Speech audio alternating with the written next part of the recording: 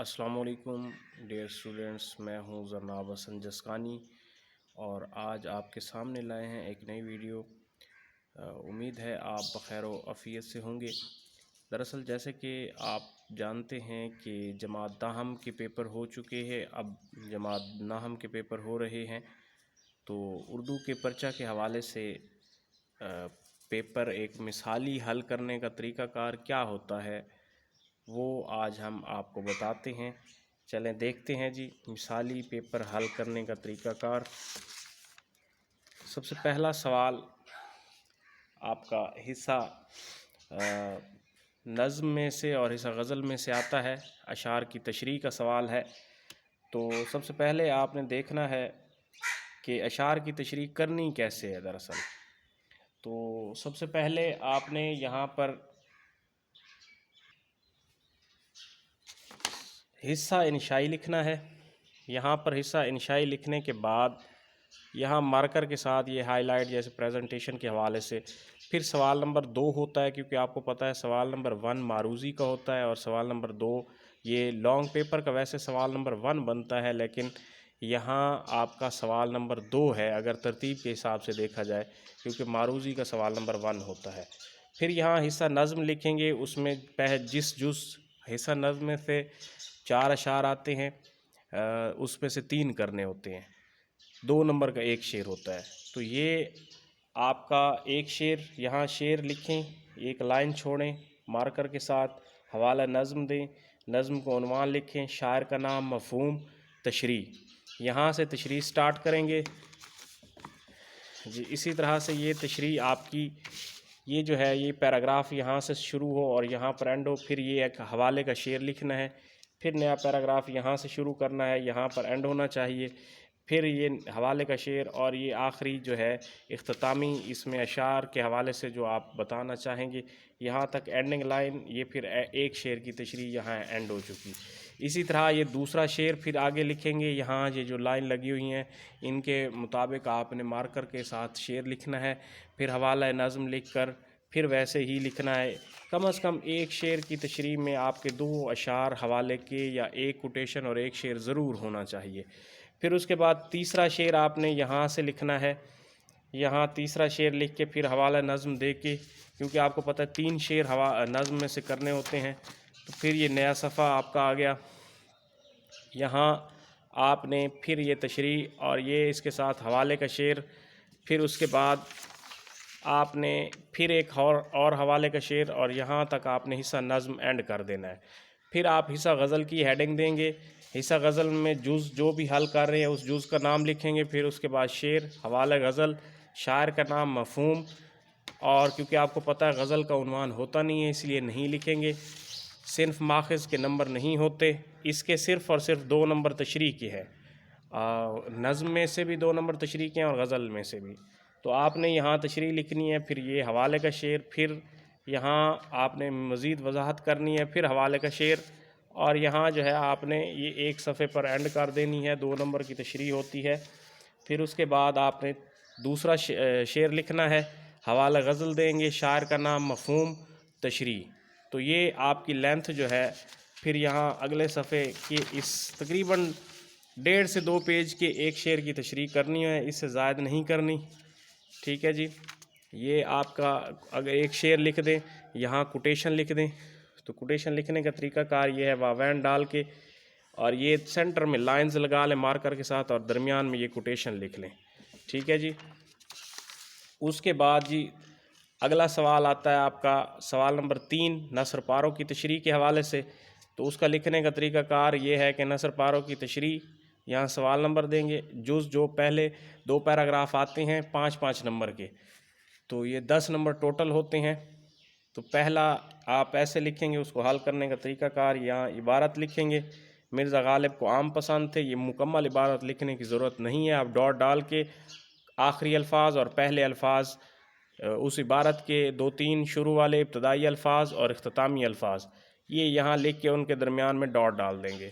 फिर उसके बाद हवाला मतन की हेडिंग देंगे, सबक का उन्वान लिखेंगे, मुसन्निफ़ का नाम।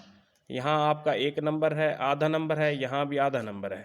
फिर आपने ख़त कशीदा अल्फाज जो अंडरलाइन किए होंगे उनके मानी लिखने हैं। یہاں الفاظ اور یہاں معانی، تو یہ آپ کے 2 نمبر کے ہوتے ہیں۔ پھر اس کے بعد یہاں اگر کوئی سیاق و سباق لکھنا چاہے تو بہتر ہے، اگر نہ لکھیں تو اس کے نمبر نہیں ہوتے۔ تشریح پھر آپ لکھیں، یہاں سے 2 نمبر تشریح کے ہیں، یہ تشریح یہاں سے سٹارٹ کریں، پھر کوٹیشن دیں، پھر تشریح یہاں سے نیا پیراگراف سٹارٹ کریں، یہاں اینڈ کریں، پھر یہاں سے آپ کو کوئی حوالے کا شعر یاد ہے یا کوئی کوٹیشن یاد ہے، پھر یہاں آ کر آپ نے تشریح اینڈ کر دینی ہے۔ تو اس طرح سے یہ سوال آپ کا تقریباً 2 سے 2.5 صفحوں پہ جانا چاہیے، اور یہ جو ہے اس کے نمبر آپ کے بورڈ کے پیپر میں 5 نمبر ہوتے ہیں ایک پیراگراف کی تشریح کے لیے۔ 2 پیراگراف آتے ہیں اور دونوں کرنے ہوتے ہیں، چوائس نہیں ہوتی، تو 10 نمبر کے 2 پیراگراف ہوتے ہیں۔ پھر دوسرے کی بے جز لکھیں گے، پھر عبارت اور حوالہ متن، سبق، عنوان، مصنف کا نام، ٹھیک ہے جی۔ پھر اس کے بعد آپ نے نئے پیج سے یہاں خط کشیدہ الفاظ کے معنی، سیاق و سباق، تشریح، اور یہاں جو ہے یہ آپ نے کوٹیشن دینی ہے۔ یہاں نیا پیراگراف جب بھی سٹارٹ کریں یہاں سے کریں اور یہاں اینڈ کریں، پھر نیا پیراگراف یہاں سے سٹارٹ کریں اور یہاں پھر آگے چلنے دیں۔ تو نئے پیراگراف میں اسی طرح سے یہ سیٹنگ رکھنی ہے، یہ پھر یہاں تک آپ کی یہ حوالے کی یہ جو ہے تشریح اینڈ ہو جانی چاہیے۔ تقریباً 2 سے 2.5 پیج کی نثر پارے کی تشریح ہوتی ہے۔ پھر اس کے بعد جی اگلا سوال ہے مختصر، سوال نمبر 4، مختصر سوالات کے جوابات دیں۔ تو یہ سوال لکھنے کی ضرورت نہیں ہے، آپ جوز لکھ دیں اور جواب لکھیں۔ پھر اس کے بعد اسی طرح یہ تقریباً 1 سے 1.5 صفحے پر آپ کے یہ سوالات آ جائیں گے۔ تو یہ 5 سوال کرنے ہوتے ہیں، 8 آتے ہیں، 2 نمبر کا 1 سوال ہوتا ہے، 10 نمبر کے یہ سوالات ہوتے ہیں۔ پھر اس کے بعد آپ نے خلاصہ لکھنا ہے، سوال نمبر 5، ٹھیک ہے جی۔ خلاصہ نویسی کی ہیڈنگ دیں گے، حوالہ متن لکھیں گے، سبق، عنوان، مصنف کا نام، خلاصہ، ٹھیک ہے۔ یہاں سے آپ نے خلاصہ سٹارٹ کرنا ہے، پیراگراف کی صورت میں لکھنا ہے، پیراگراف بنا کے لکھنے ہیں۔ پھر یہ اگلا پیراگراف نئے صفحے سے یہاں سے، پھر یہاں ختم، یہاں نیا پیراگراف، پھر یہاں ختم، پھر نیا پیراگراف، پھر ختم۔ تو ایک پیراگراف میکسیمم آپ 5 سے 6 لائنوں کا بنائیں، اس سے زائد آپ تجاوز نہ کیا کریں، 7 8 10 لائنوں کا پیراگراف نہ لکھا کریں۔ اگر آپ کے نصابی بک میں یا ہم ہیلپنگ بک میں اگر وہاں زیادہ لائن کا پیراگراف بنایا ہوا ہے تو آپ اس کو شارٹ کر کے خود اپنے 4 سے 5 فقروں پر ہی مشتمل پیراگراف بنائیں، ٹھیک ہے جی۔ اس طرح سے خوبصورتی آئے گی، پریزنٹیشن آپ کی زبردست ہوگی۔ پھر اس کے بعد یہاں لاسٹ پیراگراف لکھ کے تقریباً 2 سے 2.5 صفحوں پر آپ نے خلاصہ لکھنا ہے، سبق کا خلاصہ۔ پھر اس کے بعد نظم کا خلاصہ ہے، سوال نمبر 6 ہے، ٹھیک ہے جی۔ نظم کا خلاصہ، حوالہ نظم لکھیں گے، نظم کا عنوان ہوگا، پھر شاعر کا نام، خلاصہ۔ یہ اس طرح سے ساری پریزنٹیشن آپ نے دینی ہے۔ یہاں سے آپ خلاصہ سٹارٹ کریں گے اور تقریباً یہ ایک ہی صفحے پر جانا چاہیے، تقریباً ایک ہی صفحے پر یہ خلاصہ بہت ہے نظم کا، اس سے زائد نہیں آپ نے تجاوز کرنا۔ پھر اس کے بعد جی اگلا ہے، یہ 5 نمبر کا ہوتا ہے خلاصہ نظم کا۔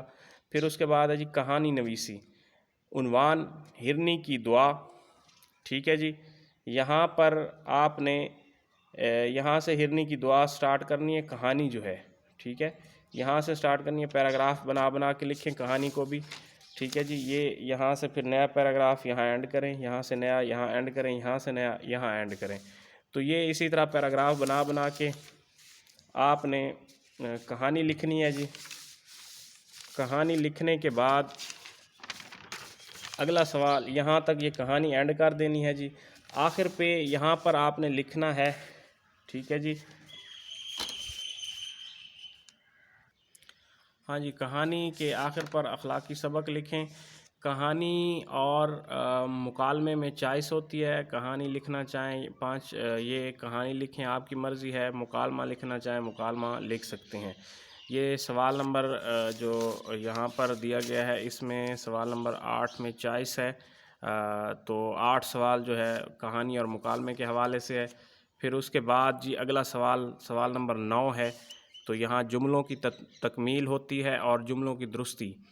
تو جملوں کی درستی والا 5 جملے آپ وہ لکھنا چاہیں آپ کی مرضی ہے، اگر جملوں کی تکمیل کریں تو وہ کرنا چاہیں آپ کی مرضی ہے۔ 5 نمبر دونوں سوالات کے ہیں مکمل، اور یہ جیسے ہے محاورات کا استعمال ہے، رات گئی بات گئی، اسی طرح سے یہ 5 محاورے ہوں گے، ان کے آدھے آدھے فقرے دیے گئے ہوں گے، آدھا اس کو مکمل کرنا ہے، مکمل محاورے کو.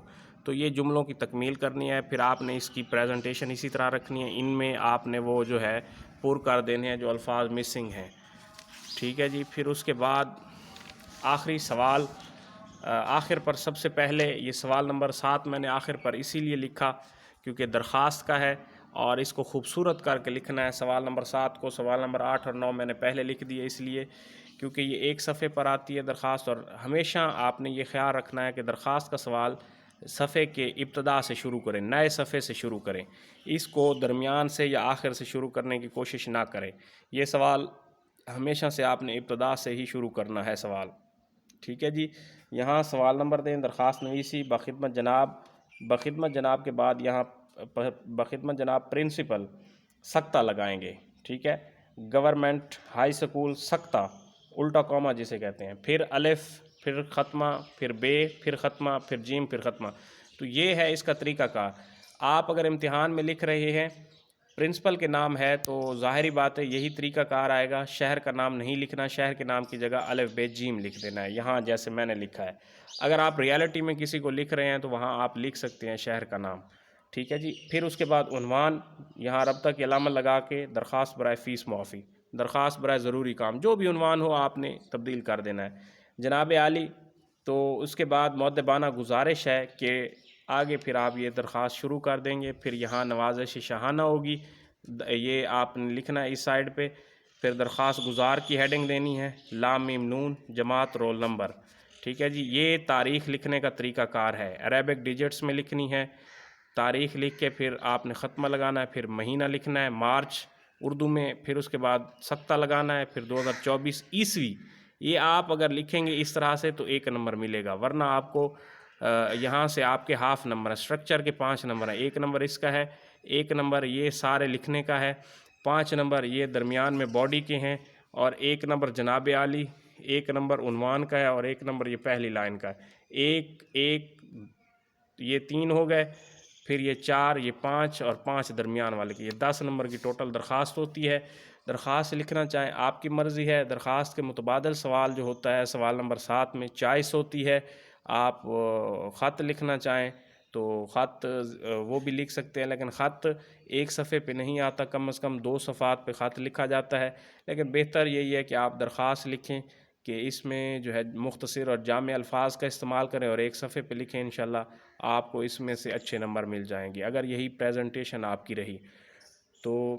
اس بات کا خیال رکھنا ہے. ایک اور بات کہ اگر آپ درخواست کسی یعنی پرنسپل کے علاوہ کسی اور کو لکھ رہے ہیں کسی اور عنوان سے، جیسے ڈپٹی کمشنر کے نام ہے تو یہاں بخدمت جناب ڈپٹی کمشنر پھر سکتہ، پھر آپ نے سکتہ لگا کے الف بے جیم شہر کی جگہ لکھ دینا ہے. ٹھیک ہے جی. تو پھر یہاں پر آپ کی درخواست گزار لام میم نون، اور یہ پھر نہیں آئے گا جماعت اور رول نمبر نہیں آئے گا. ٹھیک ہے. آپ یہاں لکھیں گے درخواست گزار نیاز مند، آپ کا نیاز مند لام میم نون. اگر ایک لکھ رہا ہے درخواست تو ظاہری بات ہے آپ نے نیاز مند لکھنا ہے. اور اگر کافی سارے لوگ ہیں یعنی کہ مجموعی تعداد ہے لوگوں کی تو پھر ایک اپلیکیشن دے رہے ہیں تو ظاہری بات ہے نیاز مندان لکھیں گے اور لام میم نون نیچے لکھ دیں گے. نیاز مندان پھر نیچے والی لائن پہ لام میم نون. تو یہ جماعت اور رول نمبر وہاں نہیں آئے گا. یہ صرف اور صرف جو پرنسپل کے نام درخواست لکھی جاتی ہے اسکول یا کالج کے کھاتے میں آتی ہے درخواست، وہ اس میں یہ جماعت اور رول نمبر آپ نے لکھنا ہے. ادروائز یہاں نام مینشن نہیں کرنا، الف بے جیم لکھنا ہے. اور یہاں لام میم نون لکھنا ہے اور یہاں الف بے جیم لکھنا ہے. تو بہتر ہے یہاں الف بے جیم اکثر لکھ دیتے ہیں تو اس سے بہتر ہے یہاں الف بے جیم لکھیں اور یہاں لام میم نون الفاظ تبدیل کر کے لکھیں. تو یہ اس طرح سے اگر آپ لکھتے ہیں درخواست میں آپ کو اچھے نمبر ملیں گے. تو یہ ہماری ویڈیو تھی بورڈ کے مثالی پرچے کے حوالے سے. اگر اس طرح سے آپ پرچے کو حل کرتے ہیں تو انشاءاللہ آپ کے بورڈ میں زبردست نمبر ہوں گے، 70+ مارکس ہوں گے. معروضی میں اگر آپ 15 نمبر لے لیتے ہیں تو اگر اس طرح سے بورڈ کا پیپر حل کرتے ہیں، الفاظ کا چناؤ اچھا رکھتے ہیں تو انشاءاللہ یہ آپ کے جو ہے 70+ مارکس ہی آئیں گے بورڈ میں. مجھے دیجیے اجازت. اللہ حافظ.